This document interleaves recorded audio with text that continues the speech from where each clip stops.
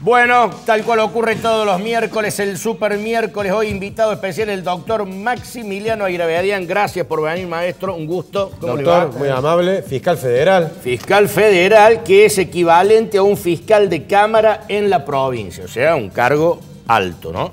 ¿Eso es? Así es. Así es. ¿Hace cuánto que estás como fiscal federal acá en Córdoba? Vos primero fuiste fiscal provincial, ¿no? Fui fiscal provincial. Ajá. Fiscal federal hace aproximadamente 13, 14 años. Bastante tiempo. Sí. Bastante tiempo. Fiscal, mire, nosotros, entre muchas cosas, y para dirigirnos a nuestro público, que a veces hacemos nosotros un programa tan popular, barrial, ayer mostramos un caso de una mujer que fue arrastrada, golpeada en la cabeza. Usted debe haber visto sí. el video, ahí está, se lo acompañamos. Y bueno, lo están buscando esta persona. Hablábamos con Centeno de que por ahí lo atrapan y a lo mejor con este asunto de la preventiva, que muchos entienden que tiene que estar en libertad hasta que se vaya a juicio, yo me preguntaba, ¿esa persona, si la atrapan, puede quedar en libertad? Bueno, es una posibilidad, dependerá de si el fiscal que interviene en el caso considera que estando esa persona en libertad se va a poder realizar el proceso y se va a poder dictar sentencia. Si por el contrario el fiscal que tiene el caso considera que esa persona estando en libertad hay riesgo de que se fugue, de que entorpezca la investigación, tiene todas las atribuciones para encarcelarlo preventivamente en una prisión preventiva que puede durar hasta el juicio y hasta el día de la sentencia. Doctor, es decir, que hay atribuciones para encarcelar. Si usted fuese fiscal de este caso, ¿no es cierto? Más allá de lo que estás planteando de que estando en libertad, estando en libertad puede perjudicar o no la causa. Así, por lo que viste, vos como fiscal, ¿vos te guías por la gravedad del episodio? Si no, pará, esto fue muy alevoso, fue muy fuerte, a este tipo no lo puedo dejar en libertad. ¿Vos podés tomar esa decisión? Bien, hablando en general, más allá de este caso, la ley actual y la jurisprudencia actual interpretan que no basta para dejar encarcelado a alguien que no tiene sentencia de culpabilidad, no basta invocar solo la gravedad del hecho. Hay que argumentar además algún peligro de fuga o de entorpecimiento de la investigación. ¿No alcanza el video o las imágenes? Bueno, cuando se ven imágenes en el que se observa un despliegue inusitado de violencia, una conducta desaprensiva totalmente por parte de una persona, estoy hablando en general de imágenes muy violentas, hay elementos para inferir que esa persona no tiene mucho apego a las reglas y a las normas. Por lo tanto, un fiscal podría presumir que si lo deja en libertad, probablemente el día que lo llamen con una citación para ir al juicio, no vaya. Es decir que, repito, no basta invocar solamente, es decir, acá hay pruebas y el delito es un delito grave, y con solo eso encarcelo sin sentencia. Hay que argumentar por qué creo que esa persona, estando en libertad, va a ser un riesgo para los fines del proceso. Si se argumenta razonablemente eso, se puede ordenar una prisión preventiva. Vos estás acostumbrado, lamentablemente, a ver hechos de violencia, a tener casos de mucha violencia, de delitos graves. ¿Este tipo de situaciones a vos te sorprende? Sí, cuando uno ve ese tipo de imágenes... ¿No te acostumbras a esto? No, es cierto que son frecuentes, pero siempre generan rechazo. En el caso de la chica Dayana Bazán, que estábamos comentando recién, que ella hace un mes atrás la asaltaron, le robaron el auto, la goma de auxilio, la recaudación, hace la denuncia porque los ve, le ve la cara a los tipos y va, y lo meten preso, al mes salen, y cuando salen muy enojados y van en busca de la que... Esto también, un fiscal dice, che, pero ustedes están torturando a esta familia. De hecho, la han golpeado a la hermana y le han cosido 5 puntos en la cabeza. ¿Qué se hace en esos casos? Bien, yo no quiero hablar de ese caso concreto porque cuando no conozco todas las particularidades que tiene un caso, por ahí es imprudente como fiscal hablar de ese caso. Bien. Lo que sí puedo decir que en general, cuando hay un hecho delictivo y las víctimas son amenazadas o agredidas como consecuencia de la denuncia, de la declaración, se trata de un caso de manual de prisión preventiva, no solo para las personas que estén imputadas como supuestas autoras del robo del hecho principal, sino también para todos los que ejercen agresiones, presiones, amenazas a los testigos y a las víctimas. Claro, de manual, o sea que estos tipos deberían estar presos. Manual de prisión preventiva en general hablando. No conozco las particularidades de ese caso como para decir qué pasó ahí y qué tiene que ocurrir. Hablando justamente de las prisiones preventivas, lo hemos debatido con el Pato, citábamos recién, por ejemplo, las declaraciones de la mujer, de la esposa de Julio Devido, que está preso. Bueno, se habla mucho de que estos cambios para dictar prisiones preventivas podría dejar en libertad a muchas personas, llámese políticos supuestamente corruptos, delincuentes pesados. ¿Vos cómo lo ves? Bueno, acá sí es cierto que se ha estado diciendo mucho que con la reforma que se acaba de implementar en el procedimiento federal a la prisión preventiva, habría liberaciones masivas de presos que no tienen sentencia, etc. Yo no tengo esa apreciación. Creo que no va a haber liberaciones masivas de presos en general, porque considero que la reforma que ha empezado a regir ahora de la ley federal es un blanqueo de lo que ya viene diciendo la jurisprudencia desde hace varios años que debe ser la prisión preventiva. Concretamente, y vuelvo a lo que dije al principio, que para encarcelar a alguien sin sentencia condenatoria hay que tener pruebas por un lado de culpabilidad y por otro lado indicios, elementos para sostener que si esa persona está en libertad va a ser un riesgo porque se va a fugar o porque va a entorpecer la investigación. Eso que viene diciendo la jurisprudencia, los fallos de los jueces desde hace muchos años, es lo que ahora dice la ley federal en esta modificación. Es decir, que la ley federal en esta modificación no está diciendo algo que sea muy nuevo. Claro, o sea, digamos, no se debería modificar mucho. No debería cambiar entonces. Se ayornó la ley federal a lo que ya viene diciendo la jurisprudencia, los fallos, los criterios de los jueces desde hace varios años. Por lo tanto, a mi criterio, no debería haber liberaciones masivas de presos. No. Sí puede ocurrir que en algunos casos puntuales, se revise si una prisión preventiva que fue ordenada realmente hay al día de hoy riesgo de fuga o de entorpecimiento de la investigación. Pero creo que van a ser los menos. Yo creo que no va a haber una liberación masiva de presos. Doctor, le pregunto, ¿por qué se demora tanto en ir a juicio? Supongamos que hay un preso que tiene preventiva y llega a los 2 años. 2 años en preventiva porque me metió la mano. Hay muchos desarrollistas inmobiliarios que han jodido a gente, que le han vendido 3 veces el departamento, al mismo departamento de distintas personas. Y pasan los 2 años y todavía no se inició el juicio. ¿No es lenta la justicia en general, que en el cabo de 2 años no puede elevar juicio una causa? Sí, la justicia es muy lenta, es uno de los problemas más graves que tiene la justicia argentina, la lentitud.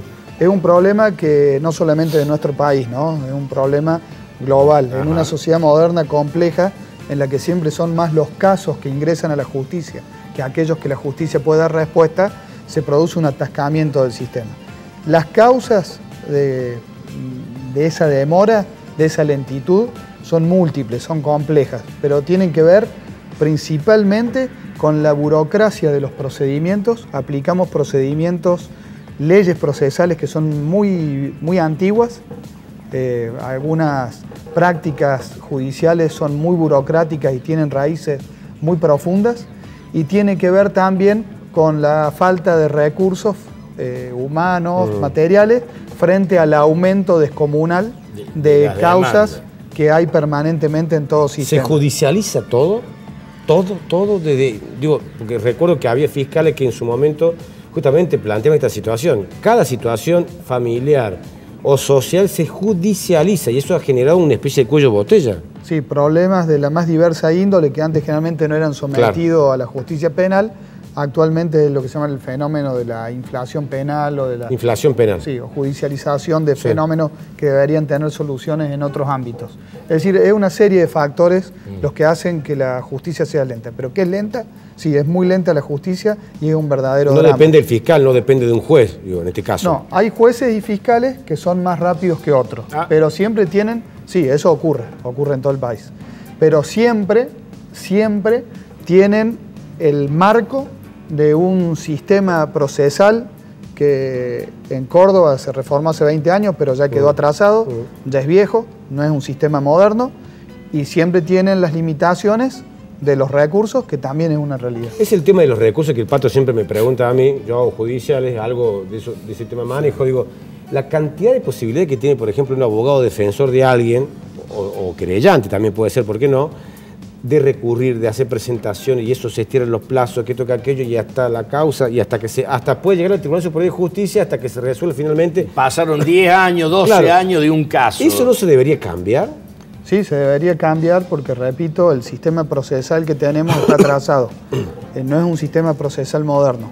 Hay códigos procesales, como son los códigos procesales más nuevos, como es por ejemplo el Código Procesal Federal, que ha comenzado a implementarse en Salta y Jujuy, que reduce considerablemente los tiempos del proceso, lo hace menos burocrático, menos solemne, bueno, una serie de medidas que hacen que pueda ayudar un sistema procesal moderno a que los procesos tengan una respuesta más rápida. ¿Eso puede llegar a Córdoba, lo que pasa en Salta y Jujuy? ¿Ese sistema moderno puede llegar? ¿De quién depende eso para que llegue a Córdoba? Eso depende de la legislatura provincial.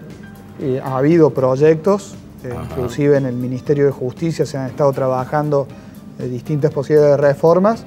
Al día de hoy, que yo sepa, no está por implementarse ninguna reforma profunda que cambie totalmente el sistema procesal de Córdoba. ¿Estás de acuerdo con la sentencia firme? ¿Estás de acuerdo que, por ejemplo, se plantea, che, no va detenido hasta que la sentencia no quede firme? ¿Estás de acuerdo vos con eso? Antes no se aplicaba, digo, ahora es como que se usa rajatabla, ¿no? Hasta que no esté firme la sentencia, no estamos hablando de una persona condenada. ¿Estás de acuerdo? Sí, como fiscal no estoy de acuerdo. Cuando no estaba este criterio afianzado, como fiscal al pedir condena pedía la detención también si el imputado estaba en libertad, porque una condena, aunque no esté firme, debilita seriamente la presunción de inocencia. Y además después pueden pasar años hasta que quede firme. Exactamente. Tenemos también la cuestión de que en nuestro sistema se considera que una condena está firme cuando se agotaron todos los recursos en el ámbito de la República Argentina. Es decir, que hasta que la Corte Suprema Argentina no rechazó el último recurso, se considera que no está firme. Y para que eso ocurra, al medio hay recursos como el de casación, pueden pasar años en algunos casos. Y esto verdaderamente es otro factor también que hace complejo, burocrático. Sobre todo digo, para el acusado y también para el denunciante. Digo, Con los acusados a veces se da una situación bastante complicada desde el punto de vista humano, desde el punto de vista también de la resocialización, que por ejemplo estuvo en libertad durante el proceso, fue condenado, continuó en libertad y 3 o 4 años después de que fue condenado y quizás 5 años después de que cometió el hecho, quedó firme, se agotó el último recurso. Y tiene que decirle, señor, venga, usted tiene que cumplir la pena. Y resulta que desde que se cometió el hecho hasta que hay que hacerle cumplir la integridad de la pena, por ahí ya tiene un trabajo en blanco, por ahí se empezó a portar bien, tiene una familia, tiene hijos y tiene que cumplir la pena ahí. Y ahí hasta duele, digo, entre comillas. A veces en esos casos es un drama, pero la sentencia hay que hacerla cumplir. Es un drama, inclusive el ideal de una pena con todas las dudas que genera de resocialización. Hay algunos casos que llega tan tarde que quizás la persona ya encarriló su vida y está haciendo una vida conforme a derecho y se le causa un verdadero daño. Pero bueno, el sistema está estructurado así, son las leyes que nos toca hacer cumplir. Le quiero hacer una pregunta, una opinión que me dé. ¿Usted cree que el poder político de turno ejerce algún tipo de presión sobre la justicia en general cuando está al frente de un gobierno? Yo tengo la impresión, la idea, que siempre los gobiernos, los poderes ejecutivos, han intentado tener algún dominio, algún control, alguna influencia sobre la justicia. Lo han hecho de distintas maneras, cada gobierno a su estilo. No sé, si era una dictadura, mandaba a matar o encarcelar al juez que no le obedecía. Hubo una época que se premiaba con ascensos para ocupar cargos y que quedaran vacantes. Hay a veces que hay presiones que son más sutiles, hay a veces que hay presiones que van atadas a operaciones mediáticas. Yo tengo la sensación que todo gobierno, en mayor o en menor medida, siempre tiene la tentación de tener algún tipo de influencia, manejo o dominio sobre la justicia. También creo que depende de cuál sea el perfil de gobierno, ha habido distintos grados de independencia. ¿Y un juez, un fiscal, realmente puede oponerse a eso? Viene un llamado telefónico del poder político, che, fiscal, juez, mira este caso, bla, bla. Si uno es recto, che, mira, eso no te lo puedo complacer. O cuesta. Y corresponde que llame.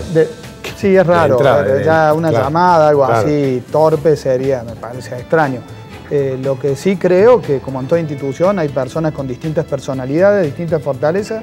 La función judicial se sabe que es una función que está expuesta a presiones, a situaciones que pueden ser estresantes, complicadas. Depende de la personalidad de cada uno. En general, los jueces y fiscales están preparados para soportar presiones, en general, porque es parte de su trabajo. Pero bueno, eso ya depende de la personalidad de cada uno, de la mente de cada uno. Es imposible ponerse adentro de cada persona. Vos has tenido juicios muy importantes, sobre todo más allá de casos de crímenes tremendos, sino de bandas narcos. Has condenado a muchos narcos. En el marco de esas causas tan pesadas, ¿fuiste amenazado? ¿Te sentiste alguna vez amenazado? ¿Lo has denunciado? ¿Lo diste a conocer? No, nunca ¿Te han llegado algún mensaje con doble sentido? No, nunca me han amenazado, salvo por ahí los improperios, los insultos, las amenazas, entre comillas, al finalizar un juicio, claro, cuando leen la condena, la familia o por ahí el acusado, pero lo tomo más como un exabrupto del dolor. Pero digo, no en la vía pública, fuera de laburo. No. Salvo esas situaciones de a veces que ustedes como periodistas han visto, cuando terminan las audiencias, de insulto mezclado con algún tipo de amenaza, que lo tomo como un exabrupto del dolor del momento. No sé, si una madre ve que le acaban de dar varios años a un hijo, bueno, puedo comprender. Salvo esas situaciones que son comunes o esperables en los juicios y que las tomo solamente como en ese contexto, no he tenido, a veces me preguntan, familiares, amigos, pero no he tenido... ¿Tenés la sensación de que se puede hacer algo desde la justicia para combatir la droga, el narcotráfico? Bueno, a la justicia le toca un segmento importante, claro, que es la persecución, está bien, pero, la persecución y represión. Pero está el Estado también, con sus fuerzas armadas, ¿no? Con sus fuerzas... por eso, un segmento importante de lo que es la política criminal está a cargo de la justicia. El Ministerio Público, los fiscales que deben perseguir los delitos y los jueces que deben aplicar las penas reprimiéndolos cuando corresponda. Es decir que evidentemente la justicia es un actor importante en lo que es la lucha contra todo tipo de criminalidad. Pero también es cierto que la justicia interviene cuando ha fracasado la prevención. Es decir, el delito sucede cuando no se pudo prevenir. Y la prevención del delito es una actividad que está a cargo del Poder Ejecutivo. Acá en Argentina, los cárteles de la droga, ¿ha llegado a la justicia? ¿Llega al poder, como uno ha visto en series que pasaba en Colombia, en México, que llegaban a los jueces, a los fiscales? ¿Acá pasa eso o no? Bien, el fenómeno del narcotráfico a nivel Colombia, a nivel México, no se ha dado con esa intensidad en Argentina. Argentina ha estado, gracias a Dios, y está lejos de esas realidades. Con su número de muertos, con la sofisticación de las organizaciones. Acá abundan más las organizaciones narco de tipo marginales o periféricas que no tienen el grado de complejidad de esos cárteles. Ahora bien, tampoco podemos negar que en Argentina el fenómeno narcotráfico ha ido creciendo mucho en los últimos años y que sí se han detectado presencia de agentes de carteles colombianos o mexicanos en Argentina, realizando actividades.